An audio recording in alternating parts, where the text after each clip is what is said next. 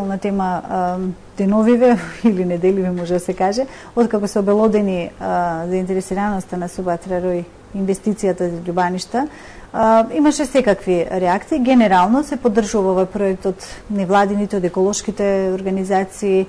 Што вие како спортско-риболовен клуб сметате за овој голем проект за Охрид? Јасно е дека сега во овој период станавме сите економски робови. Сите зависиме од таа економија, економски робови, но не треба езерото да го ставаме да биде заложен на тие економски сега да кажеме придвижување и било што. Гледаме дека сега набрзо глобално затоплување зема се поголем замал. Могуче пред да биде готов тој објект да биде овој единствен резервоар за питка вода можеби во Европа или во Балкан. Зошто да брзаме и зошто да направиме да го чекаме внатре во езерото? Има надвор, може да се направат секакви објекти. Ние разбираме дека треба да живее и го оправдуваме се до тоа, но да не се чепка во срцето на езерото. Најавата беше дека нема да се чепка во езерото. Ама што ги гледаме ние не е така, али затоа се пак со званичен став ќе излеземе кога ги добиеме сите податоци и тогаш ќе излеземе со званичен став. Но сакам да напоменам само една, ако направиме една катастрофа. На Охридското езеро му е потребно 70 години да ја смени водата. Значи, колку генерации ќе оштетиме со една хаварија. Затоа мора да бидеме сите предпазливи и мора да се отвори јавна дебата без да тоа по мене да се изгради се тоа е наша. А што е со пречистителната станица во Поградец? Значи чудна пречистителна станица која е единствена во светот и тоа е единствена по тоа што влегува почиста вода него што излегува. И сега тука е најстрашното едно што за отпадните води, на Охридското за колекторите и вамо таму, изработена е физибилити студија од 3 тимови, која е финансирана од Светската банка, изработена од македонски тим, албански тим и швајцарски тим. Тие, во сите тие модули, освен таа пречистителна станица, имаат предвидено еден многу опасен и подпишано, значи го одобриле нашите стручњаци од Македонија, значи пречистена или непречистена вода да се носи на 4 км далечина со цепка води и да се спушти на 60 метри длабочина. Тоа значи во срцето на езерото. Тоа значи поголемо нешто од хидрогенска бомба. Ја не знам. Сега, нас не убедуваат цело време дека тоа нема да се случи, но исто немаше да се случи со Поградец, со пречистителната станица. Значи, што ме одобрено од физибилити студија од некои експерти, пошто тука се подпишани и наши експерти, и од Швајцарија, и од Албанија, и тие во понудата на барање на финансиери, ако го финансира тој модел кој е потим, тоа ќе го финансира, затоа што е одобрено од наша страна. И тоа ќе биде смртна езера. Каква е состојбата со рибниот фонд на езерата и реките во Република Македонија? За Охрид нешто почнавте, нешто кажете за Охридското реките, ќе почнем прво да не само директно на езерото. И реките се во катастрофална состојба затоа што 2,5 години беа оставени на милост и немилост, пошто немаше концесионер. Ако нема концесионер, една река или една риболовна вода, дали езеро, дали река, дали акумулација, треба да ја заштитува Министерството за земјоделие, шумарство и водостопанство преку надлежните инспектори. Но тие сигурно дека има и други обврски, така да рибниот фонд беше обставен на милост и немилост во сите риболовни ревири, односно во сите реки во Република Македонија. И тоа се случува 2 години. За 2 години толку нарасна и зајакна овие рибокраците, што се опремија со разни опреми, така да сега ние имаме толку црни дупки каде што не сме да припарат нашите рибочувари. Затоа ние остануваме уши понатака на својот став дека мора да се формира една рибарска полиција, која ќе биде опремена, која ќе биде и неоружена, и ќе има и за ноќно следење, и кој алфите брза за брзи интервенции, кој што има шупска полиција, затоа што еве сега испуштаме на 35 години, 40 години овие тигри, мигри, тие се обучени лица. Значи сето тоа инаку навистина не можеме да го заштитиме рибниот фонд. А додека на езерово, што се случува сега, сакам да го потенцирам дека се врши геноцид на рибниот фонд на Охридско езеро.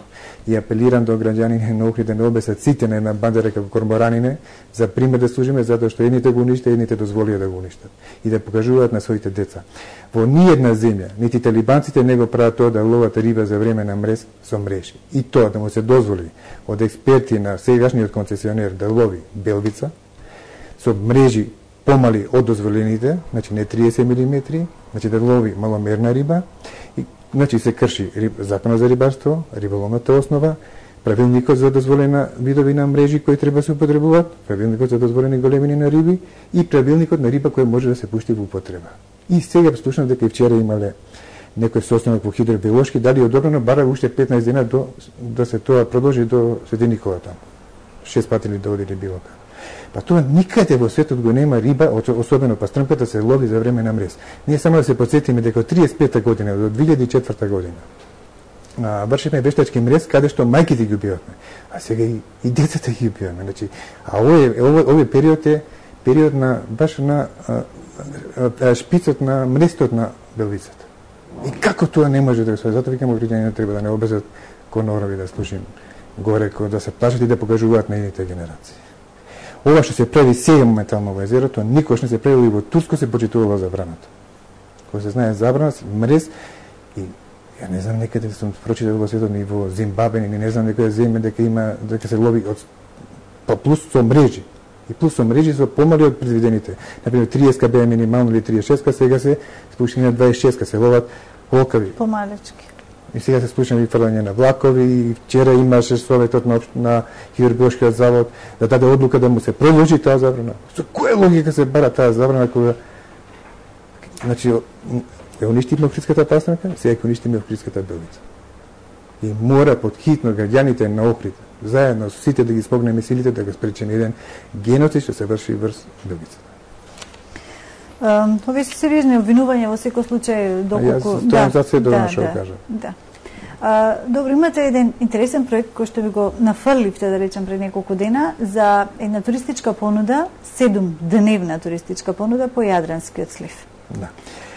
Колку од ова може да се оствари и како ви е замислено, како ви е зацртано, по која маршрута би оделе и дали сметате дека во секој случај би имало заинтересирани?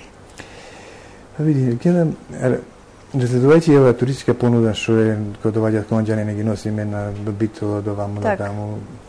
Така да гледам дека не е исполнета, не е содржајна понудата што ја нудиме сега моментално, и ми дојде до идеја да го фатиме овој Јадрански слив што не е никаде промовиран. Нити во риболовни карти, нити во туристички карти, нити некаде на берзи ваму таму. Значи, што планираме сега? Да ги преземеме туристите по целиот слив, значи од, да кажеме браќинска реча, од сливот на Преспанско езеро,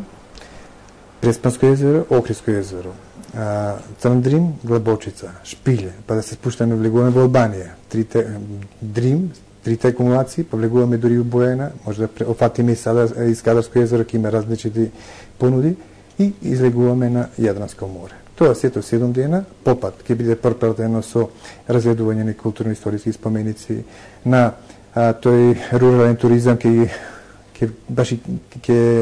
бидат представени, значи, како јадења национални на тие дотични или автентични места, и така да нешто ново што мислам дека досега не го нудевме. 7 дена место да го шетаме до таму, значи има и такви за кои немаше досега таква понуда, дали со рафтинг, дали со кајак, има, например, може да му шичари по цел терен.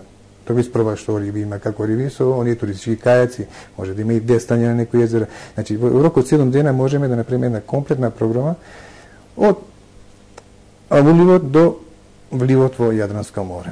Значи, се да биде фатено што може. И сега тоа работим, вршиме припрема и мислам дека тоа ќе биде единствена туристичка понуда на Балканот. Да се опати цел слив и во една понуда. Уште една понуда за да привлечеме што повеќе туристи, не само ние туку и нашето соседство. Соседство е така, така да се вклопи. Добро, фестивалот на Плашицата многу долго го најавуваме, значи како идеја постои одамна, но дали има веќе некои показатели дека може да се реализира ваков фестивал? Па да се надевам дека ќе не разберат во нашите барања, пошто ние веќе зборуваме 4-5 години. Така. Почнаме да реализираме еден дел. Дори локацијата ја кажувам. И локации и сето. Но сепак бараме да биде тоа проект, пошто немаме. Ние сме Сдружение на граѓани, непрофитна организација. Не можеме тоа да го се isfinansira. Да го isfinansираме сами. Не треба многу, но сепак. Например, од минатата година беше одобрено од локална самоуправа, проектот кошташе 600.000 денари, ние тие не одобрија само 200.000 денари. Ние му дадовме повратен одговор дека не можеме само инфраструктурата да ја поставиме, така да не сакаме, ако сакаме импровизации да правиме, можеме да прифатиме се, но сакаме навистина да прерасне, кој што е пива фестот ваму, да прерасне овде, пошто ќе има страна и за пиво, и за вино, и пачицата ќе се нуди во корнети, за така нешто автентично за Охрид. За Охрид, сега нема треба на Охрид пиво фестивал за 1 и 2 август, кога сите дуќанџи се спремат нешто да соберат некој кајмак и најнешто отиде се на едно место и така. Тука е исто интересно и денот на рибариње. Да, тоа сака да прежам, веќе го имаме и новиот кум на манифестацијата Водици 2013. Значи сигурно ќе се сретнете и ќе поразговарате, би требало да се. Значи го поздраваме тој чин, така што и ни лани предлагавме да биде да се освои тој Гинисов рекорд или да се постави. Апликацијата е веќе пуштена. Пошто имаме и поставување на Гинисов рекорд и симнување, че ако веќе постои таков рекорд, значи треба да се надмине. Значи да соборување на таков рекорд и ако нема, веќе може да поставиме. Ние имавме варијанти од двете, но еве лани тоа се испушти, кој верувам дека тоа објавление ќе го направи, а додека ние како повеќе здруженија што се организираме, ние ќе се потрудиме да ги дочараме на окружјаните не само како што изгледало, како што беше досега слики од стари окружски фамилии, фарање на влак, вамо таму, тука и над превари од стопански здруженија од Балканот, кои ќе бидат повикани во повеќе дисциплини да се натпреваруваат, што, например, прв пат го потегнуваме, нема никаде во Балканот и во Европа таков натпревар меѓу стопански субјекти, и ние тоа сакаме да го реализираме на тој ден на рибарите, пошто тој ден на рибарите не е за рекреативните риболовци, за рекреативните таму 13 јули кога се така. И се тоа сакаме нешто да направиме ново, а се со цел да привлечеме гости од странство, па мислам дека ќе го реализираме и тоа. Така, ова е интересна понуда и верувам дека минатите години многу убаво поминавте со тие ваши идеи. Имаше заинтересираност. Првата година направивме чорба, сега правевме сардини, али сега мимо тие дисциплини, само што ќе ги избогатиме, уште сакаме да направиме и натпреварувачки дисциплини во нивни работни обврски, да кажеме, плување на мрежи, како и тоа имаме веќе и правилници и ова изготвуваме, работиме на сето тоа, така да мислам дека ќе биде освен и фали некој динер, пошто сме да кажеме на организација. Така, имате многу идеи, работите многу, верувам дека и годинава ќе имате повторно добра соработка со Сдруженијето во Гавление, но и со новиот кум кој што беше одбран токму денес. Се надевам дека и ги поздравам и му честитам уште еднаш. Така, значи во секој случај работите многу, дел од вашите активности споменавме, она што друго се работи во некоја следна прилика. Верувам дека она што го кажавме, барем ги заинтересиравме гледачите да размислуваат малку подетално за она што беше кажано, а и ви честитам за картата уште еднаш, затоа што оваа понуда во секој случај ќе стигне кај оние кои што барале досега, но немале каде да се обратат, нели? Да. Така да ќе си стигне во вистинските раце. Ви благодарам. Ви благодарам на вистина што бевте дел од собота на пријатели. Ми бевте драг гостин денеска, ќе се видиме во некоја следна прилика.